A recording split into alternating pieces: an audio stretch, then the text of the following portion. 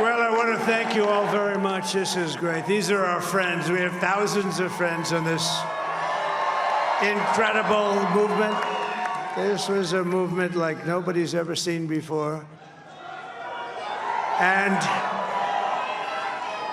frankly, this was, I believe, the greatest political movement of all time. There's never been anything like this in this country and maybe beyond.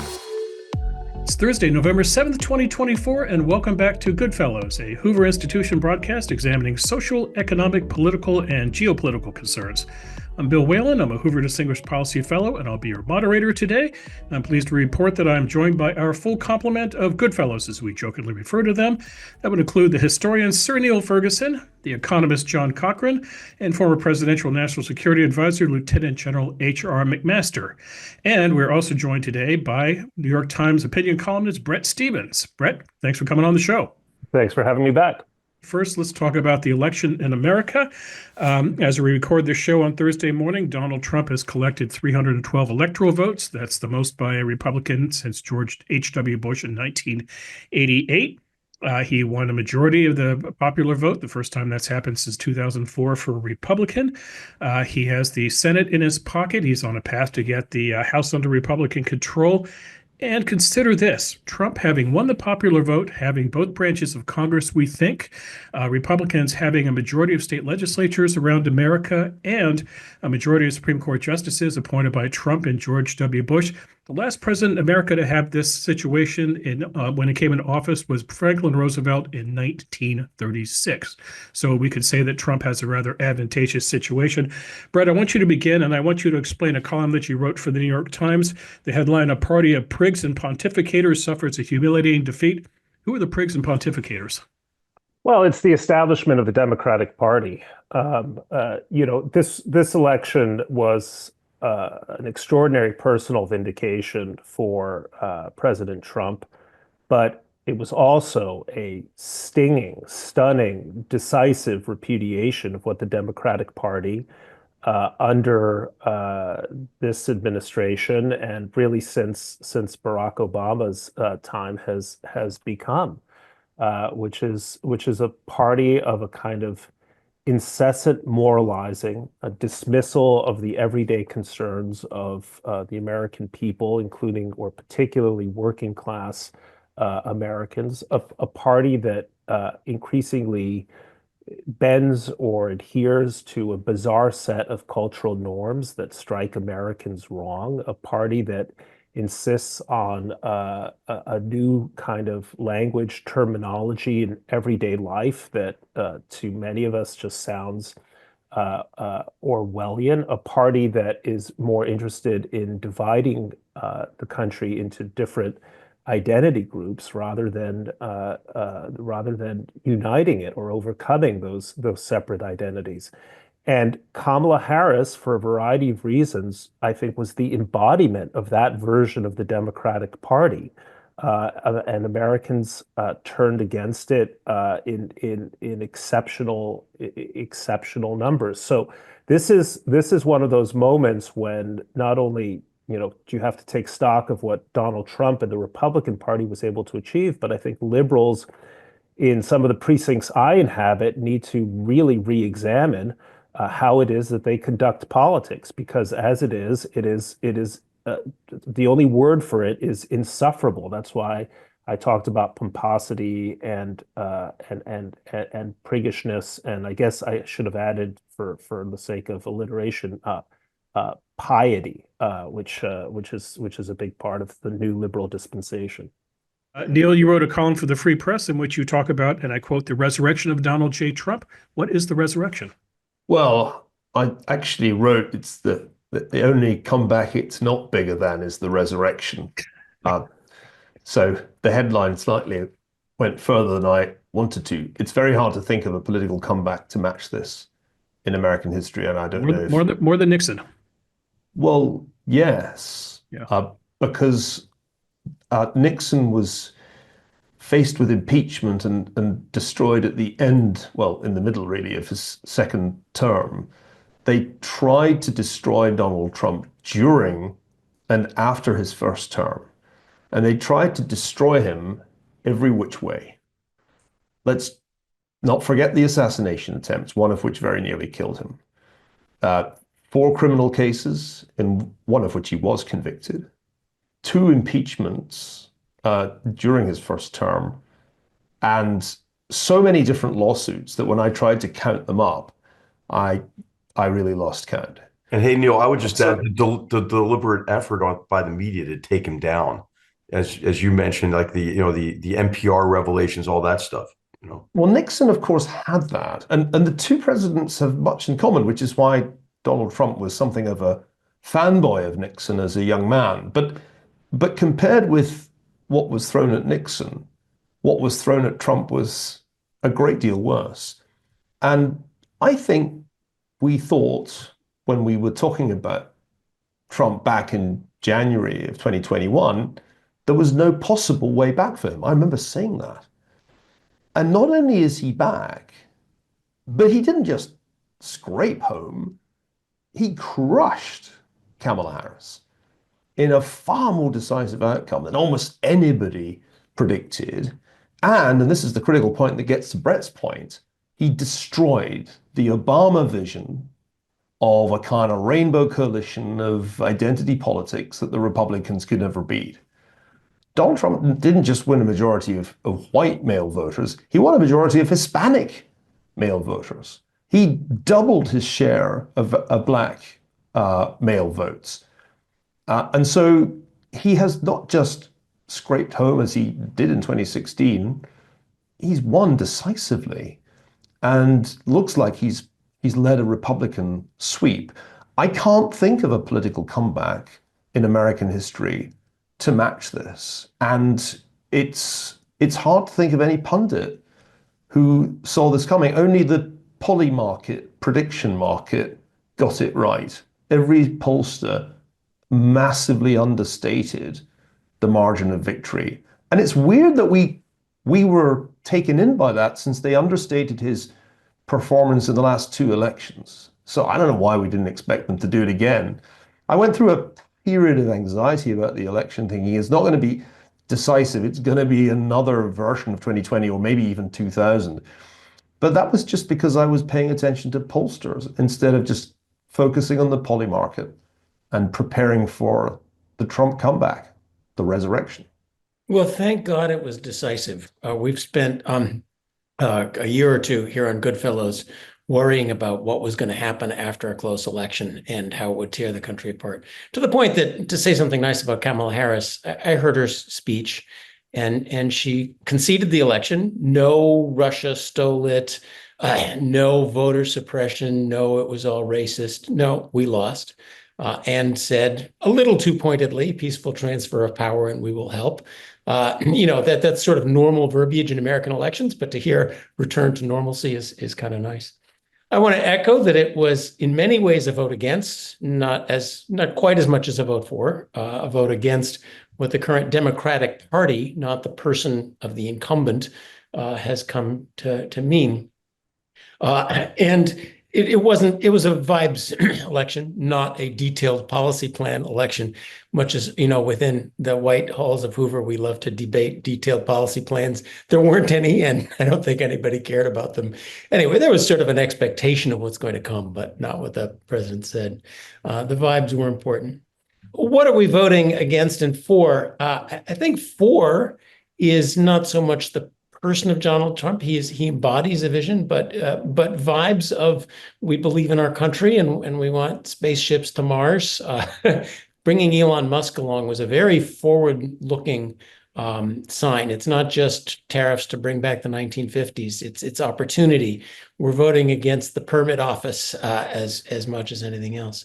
A big vote against lawfare. Maybe I'm guilty of projecting my own annoyances, but the use of the justice system, the regulatory state, censorship to go after political opponents, I found appalling. And I think many of my fellow Americans did too. Donald Trump should have been retired to Mar-a-Lago about February after the last election. And the Democrats brought him back because when you go after him with such obviously trumped up charges, Americans go, my country is not Pakistan. My country is not Tunisia.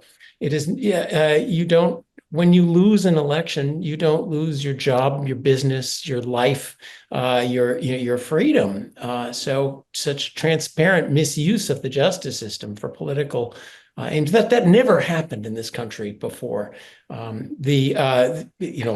example, spiking the Hunter laptop story of all the many, that's another one as well. Censorship. I think we saw the pervasive censorship, for example, during COVID. People got really annoyed by that, which led them to see incompetence. And I think inflation, of course, I'm an economist, inflation is big, but that really rang in America, everyday Americans who maybe don't read all the stories about various lawfare escapades. But setting off a 9 to 10% inflation, cumulative about 20% over the period, that just speaks of complete incompetence of your economic policy. Whether it is or not, I'll leave to my fellow monetary economists to debate. But in the eyes of everyday Americans, what started in the financial crisis goes on to the retreat from Afghanistan, goes on to one catastrophe after obviously not knowing what they're doing with COVID protections, and then 10% inflation. They're voting against incompetence. And in academia, we're voting against the DEI office. John, I need to interrupt you. This list is too long. You know why? You're an economist, but you've forgotten that it's the economy. I won't say stupid. Well, I don't think it's just because objectively No, the economy hear me out. Hear me out. okay. Very simple point. Very simple point. Let's get Occam's razor right here. If you look at median household income adjusted for inflation for every president since Richard Nixon, Donald Trump's first term was by far the best presidential run. 2.09% compound annual growth. Biden, 0.44%. Obama, 0.45%. Bush Jr., minus 0.22%. And I could go on. How about a real simple explanation? The Trump economy rocked. By comparison, the Biden-Harris economy sucked, as you said, because of inflation. And all this other stuff you're adding is superfluous. That we don't need to know it. I think it's important. I think a sense that the basic institutions of our country are being are hollowed out was important. Okay, one last point, and I'll close, because you asked about the political comeback. That was remarkable. Partly it's due to the Democrats who by going after him brought him back. Partly it's because of the talents of Donald Trump as a politician. And here I'll credit the New York Times. They had a hit piece on Trump, how terrible it is that he's spending 4 years going at to every congressman and insisting that congressman support him. That's what politicians do. And bringing the Republican Party, which should have sort of moved on to a new face under his wing, was, like it or not, a remarkable political achievement. Okay, sorry, my list did get too long. Can I throw one element in here that Trump ran just a more nimble, more creative campaign than she did. She ran a very old school Democratic campaign, running around with celebrities. He took advantage of new media. This was the campaign of the free press. This was the campaign of Joe Rogan podcast. The Democrats, meanwhile, obsessed over not getting endorsements from the LA Times and the Washington Post. Brett, do you think we've turned a corner here on media in terms of the importance it plays in elections and where candidates are going to go? I just want to add to that, and it's not just the carefully scripted word salad that came out of Kamala. I think he won the election when he went to McDonald's and served fries. What a brilliant item. But please, Brad, I'm sorry for interrupting. No, I mean, I agree. And I think that without getting too specific, mainstream media did not acquit itself particularly well. I mean, I thought it was hilarious that at the Washington Post, they were gnashing their teeth at the lack of an endorsement, which, number one, just exhibited, if there was any doubt, that the paper was stuffed with left-wing partisans masquerading as journalists, but also because it was impossible to read the Washington Post without noticing that every article was essentially an advertisement for Kamala Harris. They were reporting on an America that exists in an Acela corridor, but nowhere else. Everyone else, in their view, as I was reading accounts, sounded like or was treated as like a person in an Amazonian tribe that had recently been discovered by the anthropologists of the mainstream media, who were studying them for clues about their system of taboos and shamans and so forth and so on. Whereas the rest of America understands that as regular America. And I really am hoping that this is sorry for the cliche, a come to Jesus moment for a lot of mainstream media outlets that I don't think fully appreciate the extent to which they put their biases on display in what should be straight up news reporting, that their view of their understanding of America is inhibited by their own background. I mean, it would be nice, I would say, if they sort of more fully internalize the point of DEI seminars, which tell them to check their biases at the door and examine, the sort of systemic worldviews that they have in order to do something about the it wasn't bias is not even the right word. It's an entire Weltanschauung.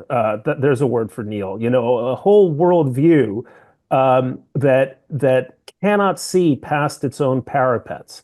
And I agree that this is now going to be an occasion for a lot of the sort of newer and more intriguing, different, idiosyncratic media voices to expand, diversify what they're doing, encroach in traditional areas of coverage that mainstream outlets have more or less dominated, even foreign news reporting, not just the cultural stuff. That actually makes it an exciting and pregnant time. I mean, look, I think people know that I voted for Kamala. I made that public. I describe myself as the world's most reluctant Kamala voter. And I can go into that, but this is one of those singular moments of creative destruction in American life, which actually goes far to explain the resilience and adaptability of American institutions, not their weakness or vulnerability. Can I suggest something about this? And then HR, you must come in. But this is really a question for you, Bret. It strikes me what's interesting about the Trump campaign is that it combined the traditional. I mean, the hamburger stunt was old school politics. The rallies are almost a 19th century style of campaigning with the novel. In particular, the memes. I was impressed at how fast the Trump campaign was able to get the memes out, particularly towards the end when things were getting kind of funny.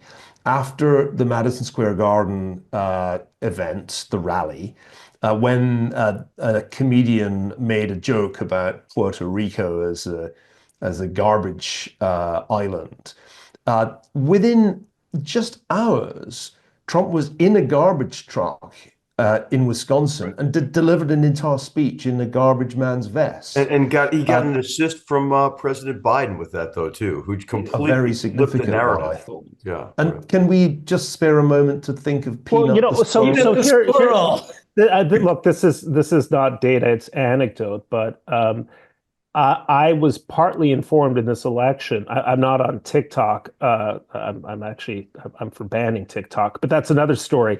But the number of memes I got from my younger children, by the way, whose politics move in various directions, was really staggering. I wouldn't have known kind of half of what was going on were it not for these things constantly being forwarded to me, either by my kids who are older teenagers, or by their friends, and that there was just an entire world of discourse, usually mocking, funny, ironic, and often very, very smart, that was completely missed by the sort of boring earnestness that described most mainstream commentary. You know, the nation is on the line, et cetera, et cetera.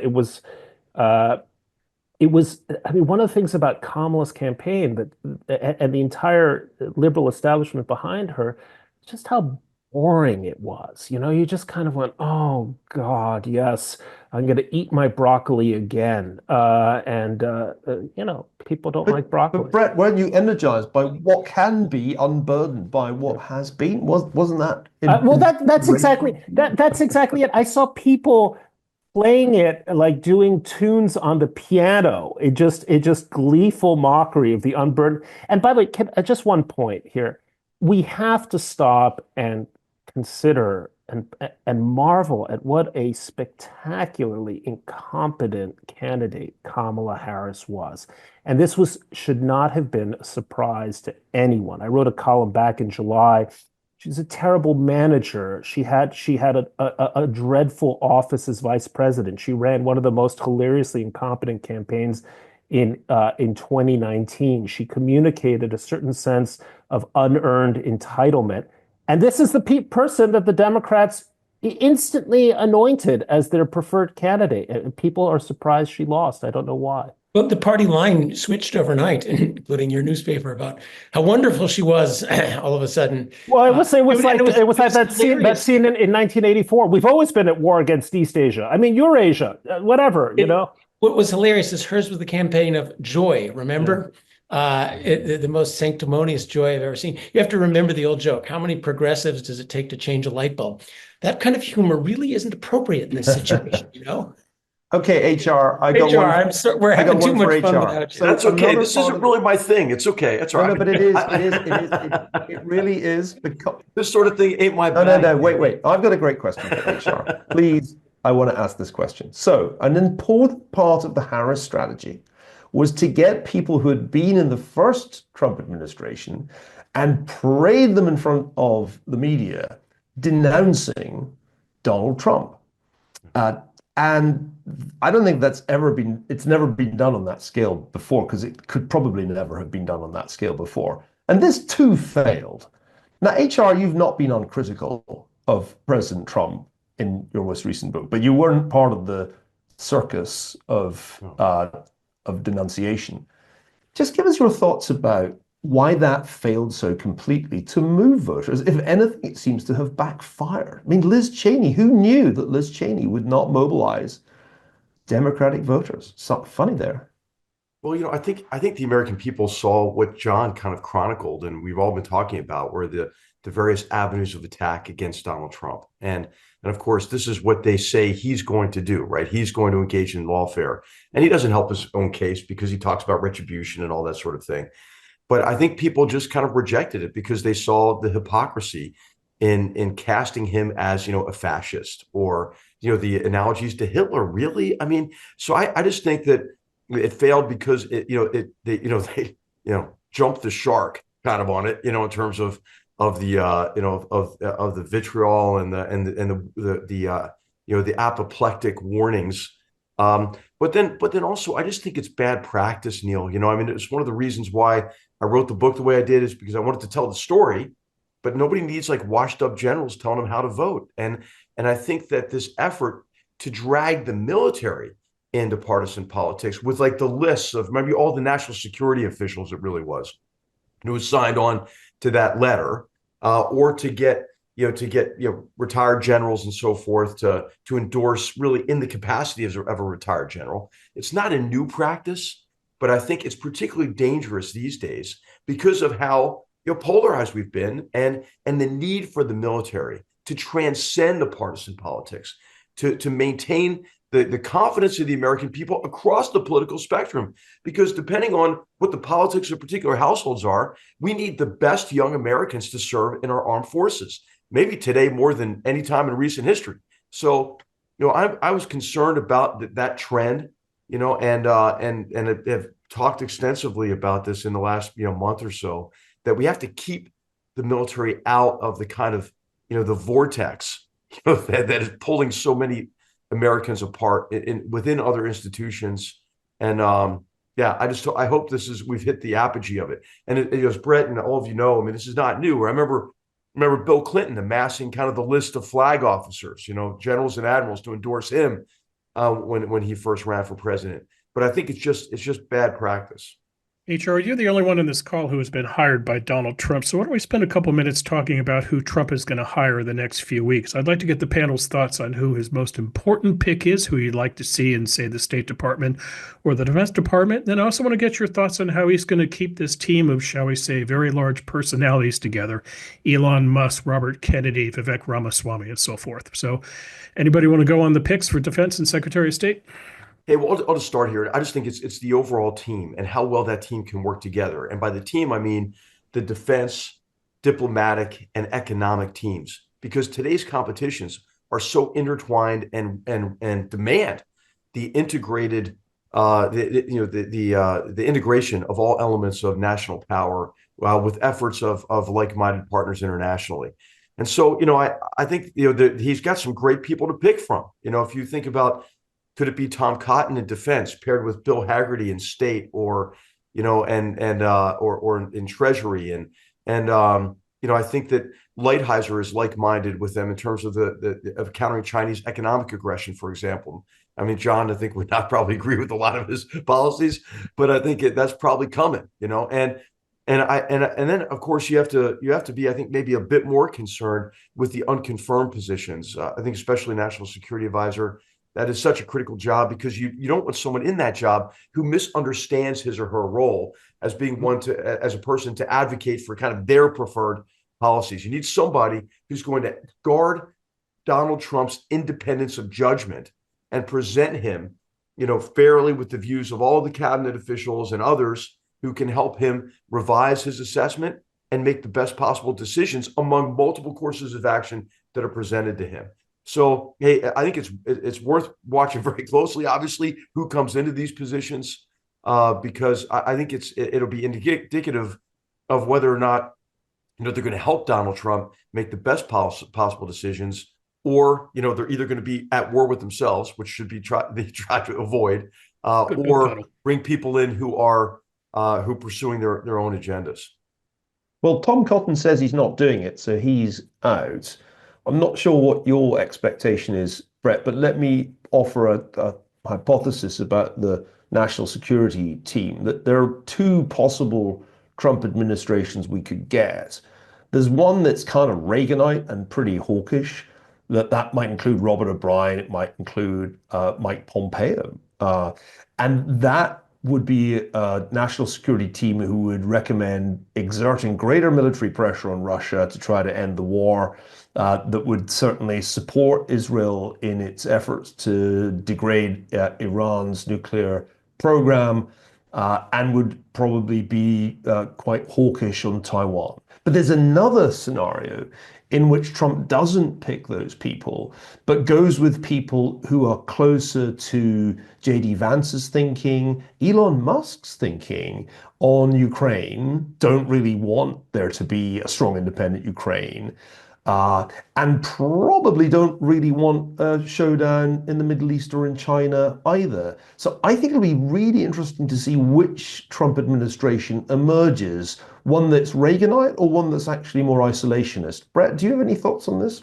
No, I think, look, the answer is this is maybe the most decisive question about the Trump administration. I think one of the reasons why people, when they think about the first Trump administration, feel fairly good about it, is that the rhetoric was often wild, but the policy was pretty good. I mean, the people said, oh, he was Trump's poodle, or excuse me, Trump was Putin's poodle.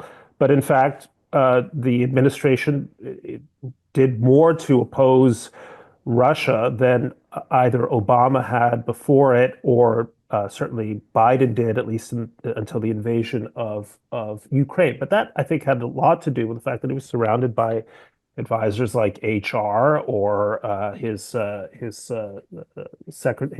Mike Pompeo and so on.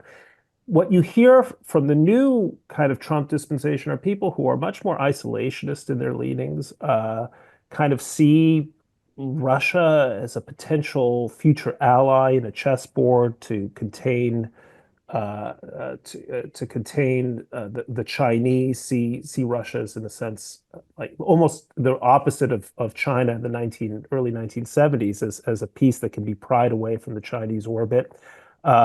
Bridge Colby represents this view, and I think he's going to play some significant role in a second Trump term.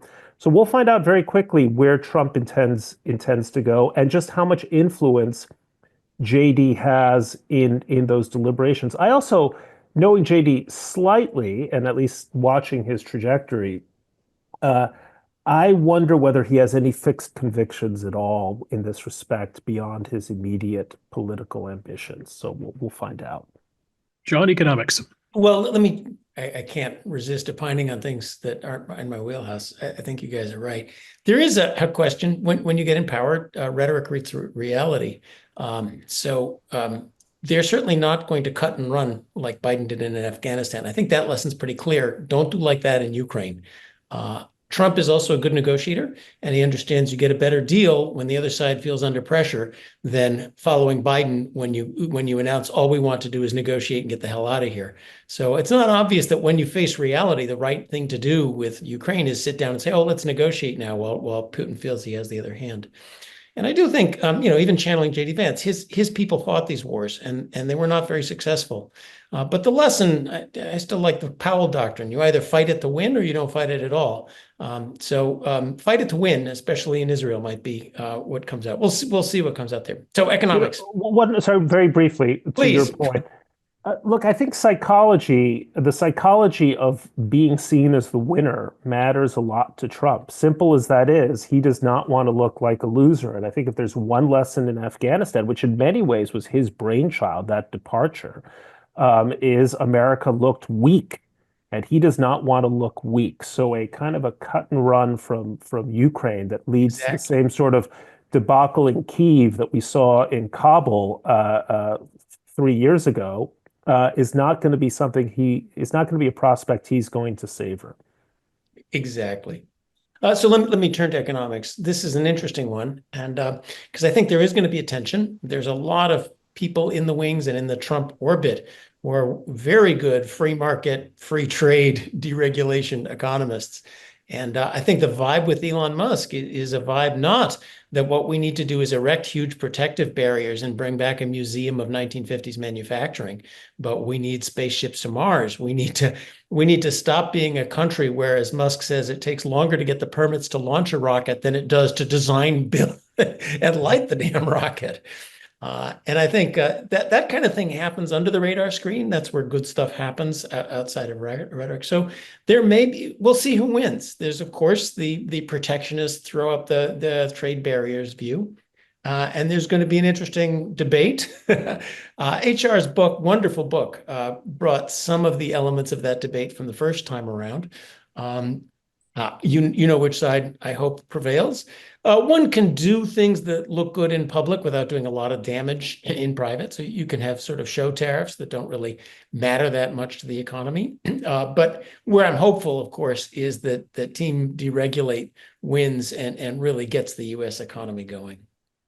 Well, there's obviously a Wall Street element to this story, which is very important, because some of your fellow economists, John, have been running around warning that Trump will add even more to the deficit and therefore the federal debt, and therefore the bond market is just waiting to pounce. And so it kind of matters who the Treasury Secretary is under these circumstances. And we hear names of eminent Wall Street figures like Scott Bessent mentioned. I see the transition involves Cantor Fitzgerald's Howard Lutnick.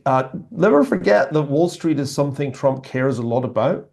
He'll be consulting Wall Street people, and he won't want economic measures that cause the stock market to swoon. Never mind the bond market. So I think that's important to remember when you're trying to figure out the direction of economic policy. The recollection people have of the Trump economy in the first term was good, and with good reason. And part of, I think, what will happen here is that the protectionist elements will have to coexist with the Wall Street folks and the protectionists won't be allowed to do stuff that is going to scare the markets. As HR knows from personal experience, transition's a kind of extraordinary time, and an administration's a huge thing. I don't think us ordinary folk who've never been in the government can fully comprehend the sheer scale of it, the sheer size of the federal executive branch, and the kind of insanity of trying to staff it in the aftermath of an election campaign. That's the thing that always makes my head spin a bit, that there are not just hundreds, but thousands of positions to be filled. And of course, the people in the transition team are currently under siege from all those many people who fancy themselves the next HR McMaster, bombarding them with, I don't know, strategy documents, memoranda explaining how they and they alone can bring China to its knees. So it's hard to convey on a show like Goodfellows just how completely crazy it is, right, HR? Yeah, well, of course, I came in after the initial transition, True. which I heard was very chaotic, but a lot of good work got done in that transition with some people who had been working with the transition teams. They put together these landing teams that go into each of the departments and agencies who assess really based on what they believe that the president's priorities are, the current state of affairs, and make recommendations about the transition. That's going to be happening very soon. I think the campaign is much better organized than it was in 2016, which may have been a low bar, but a lot of good work got done because they brought in people like Matt Pottinger, who actually laid the foundation for a fundamental shift in Trump administration policy and approach to North Korea as well as China. And on the China shift, I think it was the most significant shift in U.S. foreign policy since the end of the Cold War. So I do think they are getting deluged, as you mentioned, Neil. But I guess hopefully they're adept at separating the wheat from the chaff and getting the most important ideas in front of the president-elect, before he gets sworn in January. I'm still a little worried that we're missing the big story, which is not Trump gets elected, he's acknowledged the president, he appoints his people, the Senate confirms them, we implement policy with interagency memos. And this is Bret has a bigger finger on the pulse. You're in that bubble. Are the Democrats just going to sit back quietly, or is this going to be the resistance, Russia collusion? Or if they get the House, are they going to say, no, we're not certifying the election? And inside the agencies, is it going to be the same kind of we refuse to go along? Just how much complete chaos do you see coming out of the Democrats in the weeks after the inauguration? Well, it's a wonderful question. And I have been urging, as I did in my column yesterday, that the Democrats understand how utterly counterproductive resistance politics is. I mean, this is actually the oxygen off of which a political figure like Donald Trump and his movement feed. Because after all, what is their brand? We are up against an entrenched, secretive, manipulative, dishonest, and disgusting deep state that is trying to stop us at every turn. And then Democrats helpfully oblige them by behaving like a dishonest, disgusting, deceitful, manipulative deep state, right? So, Democrats need to find a way to conduct normal politics against Trump in the way that opposition parties do without attempting those kind of extra legal or dubious maneuvers that have typified the way they've treated Trump since almost the very beginning. The problem is they're the scorpion that can't help but sting the frog. There's something there that is going to be very resistant to learning the lesson of their serial defeats. I think the default position of much of the media is Trump is a mortal threat to our Republican experiment. He must be stopped. Everything he does is presumptively criminal or gross or apocalyptic. They have a hard time thinking outside of those terms. It's a function of their milieu, their education. So I suspect, even though it's against their own best interest and should be against their lived experience, as they like to say, that they're going to conduct exactly the same kind of warfare against this administration than they did the last one. Maybe this time the grace period will be 3 days rather than 2.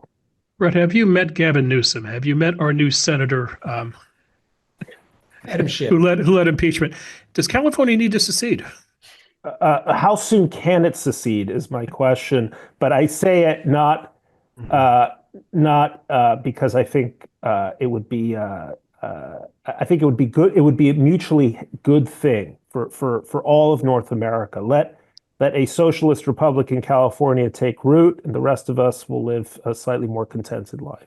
Okay, well, I mentioned Newsom because if you go to the betting markets right now, he is at the top of the betting markets right now. And Brett, everything that you laid out in that really good column in which you offered advice to the winner of the election, that's the anti-Newsom in terms of showing humility, not coming up with big ideas, going for modest solutions. That's all the stuff that Gavin Newsom does not do. Well, I mean, and again, it would not surprise me if he ends up being the nominee. But parties. I think of the Democratic Party between 1980 and 1992. I mean, they were so convinced they were right. And it took the Democratic Leadership Council, it took a figure like Bill Clinton, and it took 3 stinging landslide defeats before they started to think that they needed to reorder their priorities. The salvation for the Democratic Party, I think, in the end, is going to come from someone like Andy Beshear, some centrist Southern governor who talks the language of normal Americans and understands just how toxic the current culture of liberal life is to democratic fortunes. Okay, Neil, Fetterman 28 or Josh Shapiro 28? Do you know what? I don't want to think about 2028 for at least a year. I'd like a holiday from American electoral politics. Can you just take a leaf out of the old country's book? Week-long, multi-week-long campaigns, get the election done in a day, and then get back to the serious business of football and beer. I think America suffers from too much politics. I've come to the conclusion that it's actually got out of control, and you've developed what might be the first addiction to politics that has yet been seen in the annals of history. Because politics shouldn't be this compelling. It shouldn't be this engaging. When they invented the internet, I don't think anybody foresaw that its principal use after, of course, pornography, would be the consumption of news. That doom scrolling through election results. I wonder what happened in Pennsylvania. I mean, it's just not normal. Can we just not talk about politics for a bit? I actually genuinely don't care who's running in 2028. I don't want to have to think about it until about 2027. I think we should. I agree with you. Let's not talk about personalities and not talk about which team is up and which team is down. I do want to ask all of you guys, let's look at the bigger picture. This is a stunning rebuke for Democrats. Is it finally the turning of the tide of this great movement that started maybe in the French Revolution, picked up some steam with Marx, and currently is paternalistic, authoritarian, aristocratic? We must rule and it's quite authoritarian. We must rule in the name of the little people. There's this word salad of propaganda, which I can't tell whether they cynically don't believe it anymore, the first sign of failing, or whether they actually believe the craziness that comes out of the party line every week. I was very amused that HR told us that his predecessors called him to tell him that the number one strategic challenge of the United States was climate change. And it sounded like they actually, sorry for the digression. Viewing ever larger government, ever larger running of things. We're just so close to nirvana. All we need is $30,000 home buyer credit and forgive your college loans. And, one more little tax cut, tax exemption for this, that, and the other thing. 5 more pages on the environmental assessment report and ready to go. Now, Europe has figured out, they're starting to realize this killed our growth and we need to do something about it. Is America finally figuring out that this descent into now it's identity politics, but whatever, is that this great movement of the ever larger government of the left is over, and some new thing is happening. There's Giorgia Milei in Italy. There's Milei in Argentina. Apparently, the Labour government in the UK has managed to screw itself up in about 3 weeks flat. Or is it back to normal, the same fight we've been having for the last? Well, John, I don't think this election saw a decisive vote for the kind of economics that you believe in. There's not much there, particularly on the fiscal side, that I can find, unless you believe the kind of last minute idea that Elon Musk is going to set up the DOGE and cut $2 trillion from the federal budget. Now, that came in pretty late in the day, and I'm not sure how many voters paid attention to it, but it's worth thinking about, because up until this point in his career, Donald Trump has not been notable for taking our fiscal problems seriously.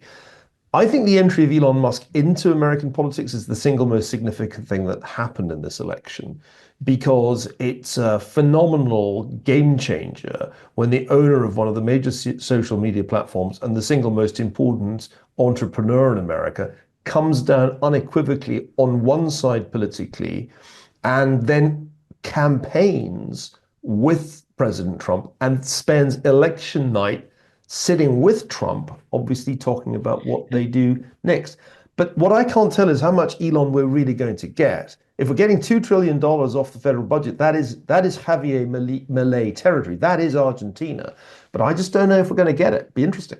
But it was particularly interesting because he had to do it. He recognized the federal agencies out to get him for his political views. And if he wanted to keep his business, he needed to have Trump win, the same way Trump needed to run, because otherwise they were going to throw him in jail. So it's quite significant. I think he brings a voice and a persona to a movement that was already quite well underway in the little technocratic bubbles of Republican economic politics. But that is something that's happening. And this was not a policy election. This was a vibes election. I don't think we're going to cut taxes on tips. There wasn't policy proposals, but there was a vibe of, we like America. We reject the 1619 project. We want growth. We want entrepreneurship. That vibe can take its expression in policy when time comes. There were no detailed 15-point Trump policy plans to look at. And let's hope the vibe wins. HR, a question for you. Can you tell us how this election is being perceived in the governments in Moscow, Tehran, and Beijing? Well, I think what they're going to try to do is to take advantage of the continuing divisions in the country, and a lot of it will have to do with whether or not Democrats heed Bret's advice, or if they go back into the opposition and resistance mode, because that's a gift. It's a gift to our adversaries who want to perpetuate the divisions that reduce our confidence in who we are as a people and our democratic principles, institutions, and processes. As we mentioned at the outset, the best thing that could have happened was this kind of a decisive victory, because really what Russia in particular wanted is large numbers of Americans to doubt the legitimacy of the result. And they're not going to get that, at least. So I think what's really important is how we behave, because, the Russians, the Chinese, others, they don't create divisions in our society. They take the existing divisions and try to broaden them further in an effort to reduce our will to contest really what is their mutual effort to tear down the existing rules of international discourse and replace them with a new set of rules that are sympathetic to their authoritarian forms of government, and in China's case, especially their statist mercantilist economic model. So a lot of it, we have agency over, we, the United States. And I'm hoping that the two speeches we heard, President Trump's speech, when he won the election, and Kamala Harris's speech will be the kind of tone going forward. But we probably all ought to be skeptical about that, right? And maybe do our part in making the case. If we're coming together around an agenda we can agree on. We're talking about a lot of divisions or differences and within maybe a Trump administration. But I mean, some of it is going to be profoundly positive for all Americans. I mean, how about deregulation, right? Regardless of how much you can cut out of the budget and try to get back to a sensible approach to spending, there's going to be a heck of a lot of deregulation, which can get to what we all, I think, would agree is the best way, or the easiest way maybe, to reduce the deficit, or to reduce the deficit and begin to address the debt issues, which is economic growth. And compensate for ruinous trade policy with sky-high tariffs on core trade partners. Right. And then also energy security, Brett. I mean, what other areas do you feel optimistic about, regardless of what debates occur within the Trump administration, or what resistance there is to Trump? And look, I mean, an administration that fundamentally understands what it is like to conduct business in America is something the country sorely needs. I've been saying for a long time that there are essentially two economies in America. There's an economy of words, which I inhabit. That's the economy of lawyers, academics, rules makers in the bureaucracies, publishers, and so on. And there's an economy of things, real estate guys, truckers, big manufacturers, and so on. And the economy of words, which increasingly is the governing class in America, has no clue what it's like to be in the economy of things. Because when I decide where a semicolon should go, there isn't a government bureaucrat asking me to justify the semicolon in a 7-page document so that it can meet with his approval in Washington. But if you're running even a mid-sized company in America, not even a mid-sized company in America, the land of regulation that you inhabit is fearsome. And I like the fact that Trump knows in his bones, from having lived this in New York, what it means to build a hotel and get the permitting that you need for the kind of televisions that you're going to get. What it means to deal with a $5 increase in the minimum wage, which cuts into razor-thin margins. I mean, all these sort of questions, Trump kind of gets in his kishkist, so to speak. And that, I think, is going to be a general positive in the way that Trump approaches his decision-making. I think he has some economic ideas which are terrible and dangerous. I mentioned, his sort of his own kind of 60% tariffs on China, 10% across the board, mercantilism, and so on. But on the other hand, the other thing that I look forward to is, look, Trump does understand negotiation, and I don't think we would have seen Europe even move a fraction in the direction of higher defense budgets if it hadn't been accompanied by that threat: we're going to get ourselves out of NATO. It's the stick has to be visible, and under Democratic administrations, it's never visible, because Joe Biden has literally, except for when he was raking in money from speeches for 4 years during his sabbatical from government, has never had a job, as far as I know, in the private sector. Kamala Harris has never had a job in the private sector. Most Democrats I know have never had one, and they certainly haven't had jobs in the things economy, which is what makes America, traditionally what made America great. And it's what appealed to people about, capitalism, so to speak. The feeling like, Elon Musk makes stuff, and that stuff, by the way, is kind of cool. But I think there's hope here. The Democrats are also finding out that regulation is a problem. They found it out when they wanted to connect windmills and solar panels to the grid, and figured out it's going to take 10 years to get the permit. And, that's when the climate catastrophe hits. They've figured out finally that housing, the problem with house prices is it takes too long to get the permits to build up housing. So I think there is this will, even from the left, to do something about that. I want to pivot just a little to another optimistic note, which I want to tee up for discussion. What's going to happen politically? Trump will either go after his enemies, he'll say, oh, look at all these wonderful tools of lawfare, handy for me to use them. If that happens, I am optimistic it will turn the Democrats into sudden come-to-Jesus civil libertarians. Wait a minute, the Supreme Court's protections that you can't prosecute a former president for things he did in office, that was a wonderful thing.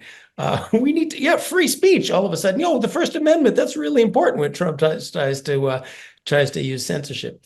Alternatively, Trump could, as you mentioned, pardon Biden, stop prosecuting the Hunter Biden case, although That one actually has some legal basis, unlike the previous ones. But when do we put the lawfare aside and say, no, we're not going to bring guns to the next fist fight? Either of the two seems like a optimistic way that eventually we put this thing back in the closet. What do you guys think? Look, I mean, I think the lesson of the first Trump administration is Trump has one enemy that's even bigger than the deep state or the Democratic media complex. That enemy is himself. Right. This is a man who just can't help but step on his own dick, to use an old expression. And so the instincts for retribution, vengeance, for the kind of personal paranoia that he seems to display, that's just an irrepressible side of his character, which is why, one of the reasons I had deep misgivings about him, even in this second run, because there's a current of darkness there. I mean, there's just no getting around it. And I think that came out when you saw so many of the people who had been in his inner circle describe, the sort of shambolic ways in which he ran his shop. So we'll find out. But my experience of septuagenarian men is that they are who they are. Can I just add one structural rather than ad hominem point? It's a second term, and second terms are different from first terms. And we should think a bit more about that, because it feels to me as if Democrats are so used to hyperventilating about his being Hitler or Mussolini or whatever it is, that they omit the sort of base case, which is that it will have the same qualities that all second terms, even Reagan's second term, had. Second terms are often quite disastrous. Of course, Nixon's was the supremely disastrous second term, win a landslide and then descend into the maelstrom of Watergate and resignation. But it's hard to think of a really terrific second term if you go through the list. Think back to George W. Bush's second term, which ended in the maelstrom of the global financial crisis. So I'm going to offer that Reagan had a very good second term, even despite Iran-Contra. Well, I was going to say Iran-Contra wasn't exactly great fun. And so it feels to me as if the base case is just that it's a second term.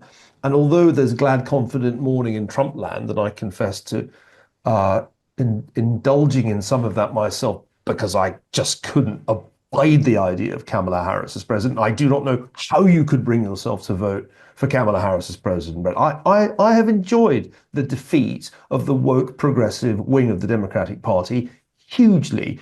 But glad, confident morning in politics tends not to last terribly long. And it'll be a second term. And by the midterms, it'll kind of feel like we're in the lame duck phase. So give me a sense of how can this avoid just being another of those second terms, which sort of goes off like milk? It is and it isn't a second term. It's a second term in the sense that he's constitutionally prohibited from running again, although he has, in the choice of J.D. Vance, clearly an heir apparent. Yes. And who knows if Don Jr. will be part of the 2028 ticket. I don't think that's out of the question. But because he's coming in for the first time with an unmistakable mandate, there's no question this is not a fluke of which counties voted where that got him into office the first term. And because there's a certain kind of there's a sense that this is like the age of Trump in the way that we had the age of Reagan or the age of FDR, that there's going to be more energy and initiative this time around. I mean, one of the reasons second terms often fail is because the team is exhausted, by the time they kind of slink into their fifth year. This does not seem to me the case right now at all. They seem very energetic. They have a very clear idea of what it is that they want to accomplish. They have, it seems like, the legislative wherewithal to accomplish those things. So it's not, I acknowledge I have not read much about Grover Cleveland's second term to know what that was like. But I just don't think you can so easily compare it to Obama or George W. Bush's second term. I recommend Troy Seneck's really excellent biography on Cleveland, which is just great reading about the non-consecutive terms. HR, our time is up here. Why don't you take us out on a decidedly optimistic note? Well, I think what we've been talking about is the effectiveness of a second Trump administration. And I think that will depend in large measure on what Epictetus observed, which is, this is what is most important to understand well the role assigned you. Will the president and the people he hires understand what their roles are under the Constitution? And it will also depend, I think, on the three disciplines that the Stoic philosophers identified. Will President Trump have the discipline of perception? Will he be able to understand the complex challenges we're facing, take in a broad range of views and multiple options, and make effective decisions? I write in my book that he's capable of doing that. But of course, that depends on people around him understanding their roles and serving him well. The second is, does he have discipline of action?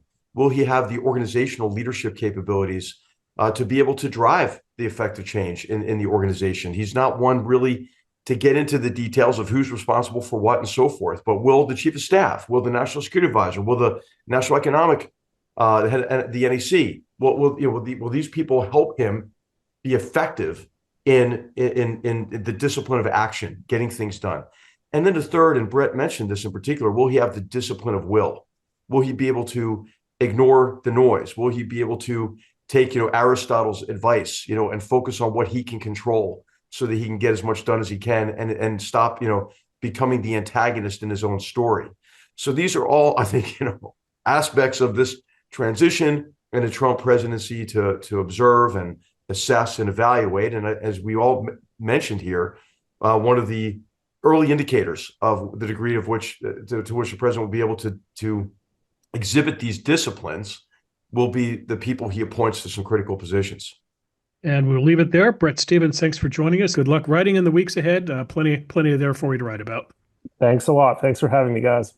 Since we went on way past our scheduled time with our block, we're not going to do a B block, and we're not going to do lightning rounds, so this is it. But a viewing note, we will be back with the show shortly before the American Thanksgiving, and our guest is going to be former Secretary of State Mike Pompeo. So I imagine we're going to talk about the transition and hires. You don't want to miss that. And in December, I think we're going to do a mailbag show. So if you have questions for the GoodFellows, send them in, and you do that by going to the following address. That is hoover.org/Ask Goodfellows. Once again, hoover.org/Ask Goodfellows. On behalf of the Goodfellows, Sir Niall Ferguson, John Cochrane, H.R. McMaster, our guest today, Bret Stephens, we hope you enjoyed the conversation. We appreciate your viewership. Look forward to seeing you again soon. Till then, take care. Thanks for watching.